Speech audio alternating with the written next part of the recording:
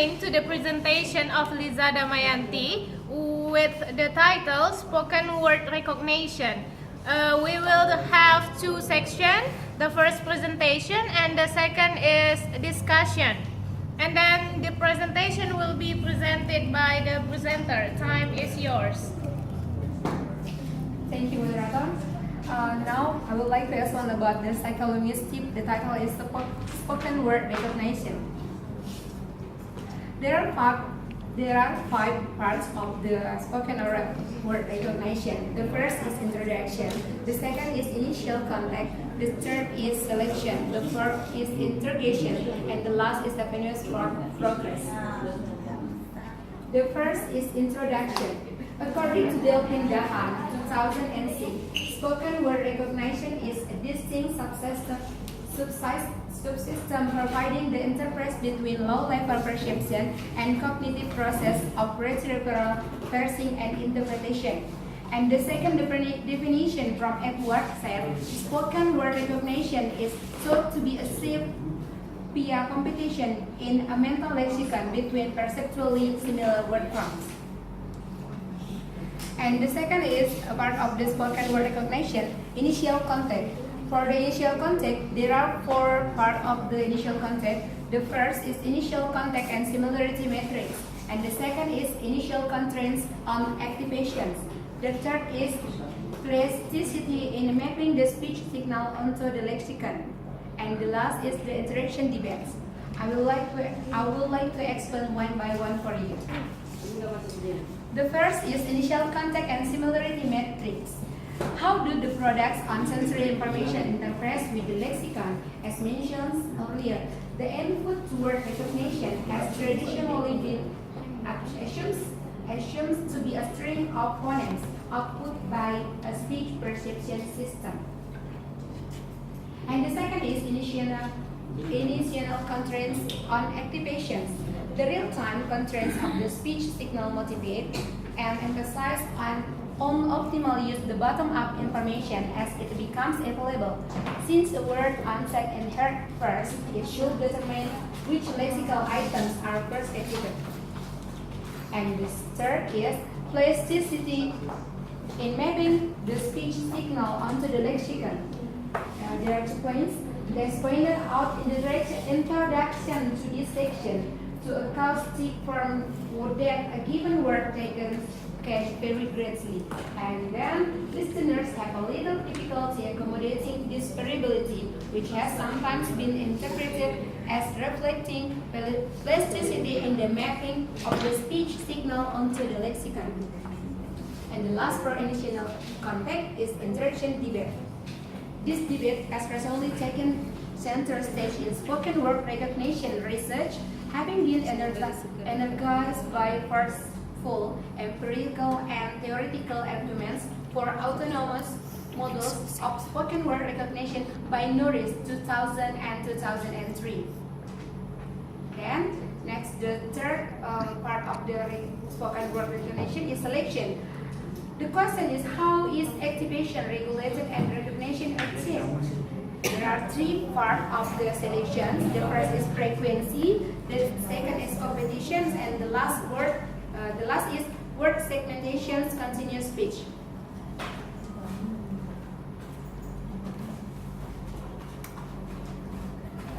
The first is frequency. This frequency effect can be couched in Bayesian terms as the impact on perceptual decision of the prior probability of encountering a given word.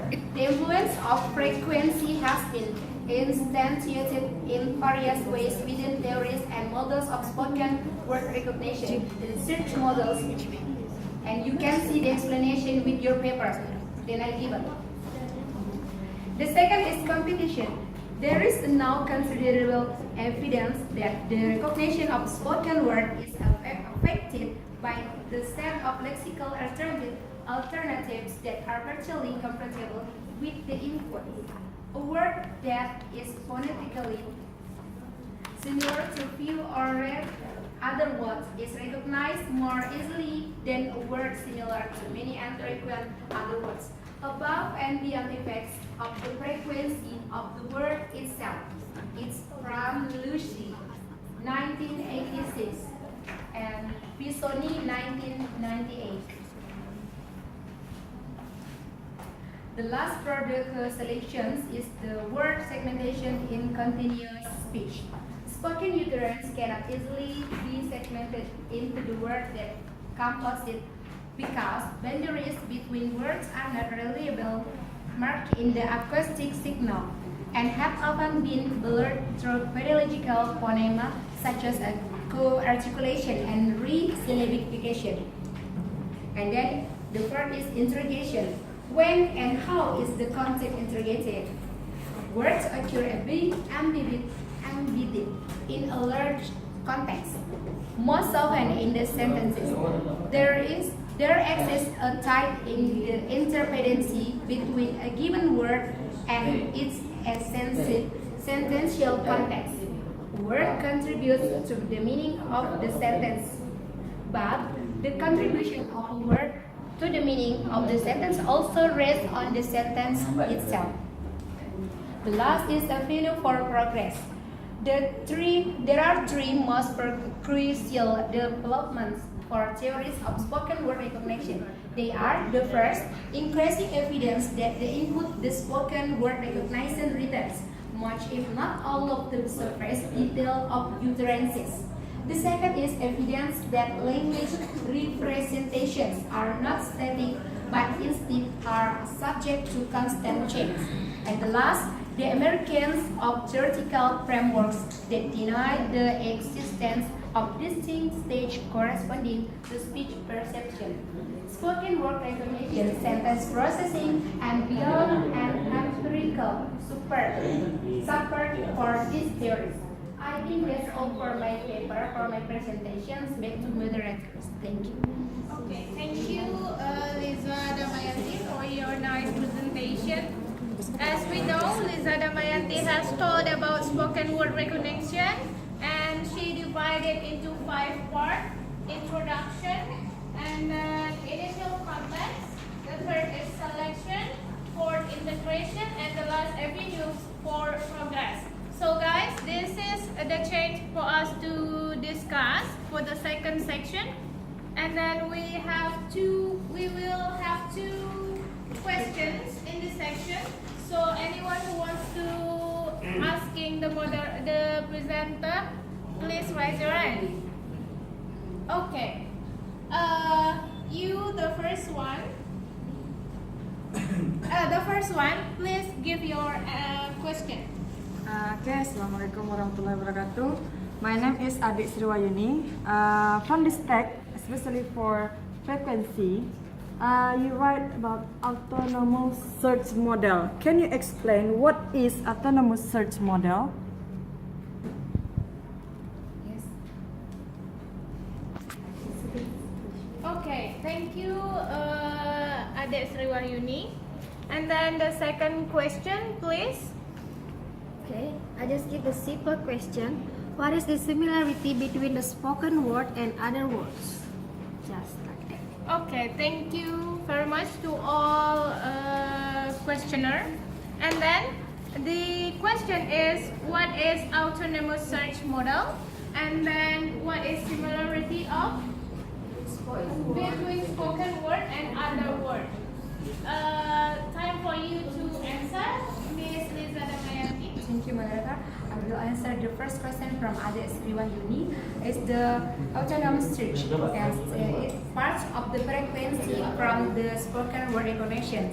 It means that for autonomous search models, word forms are mentally organized into bits, range the by frequency of occurrence within each bit, with the result that initial contact with the lexicon is ordered by frequency.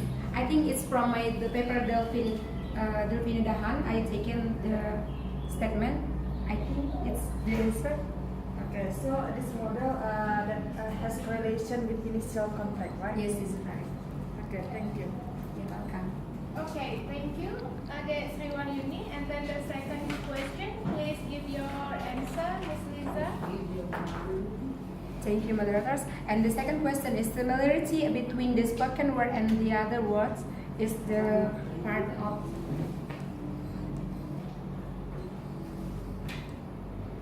initial constraints on activations. Is similarity between the spoken word and other words is computed by comparing the composability of each segment with other word segments in the same position with the words. I think it's just a combination similarity with the real-time contrast with the activations word with the initial context. You get the point? Okay. Yes, That's I think all. that's all. Thank you very much for all the questioner and Ms. Liza Damayanti for your answer. So that's all for our presentation today. Thank you very much for your nice attention. I'm sorry for my mistake. Wassalamualaikum warahmatullahi wabarakatuh. Waalaikumsalam warahmatullahi wabarakatuh. Terima kasih.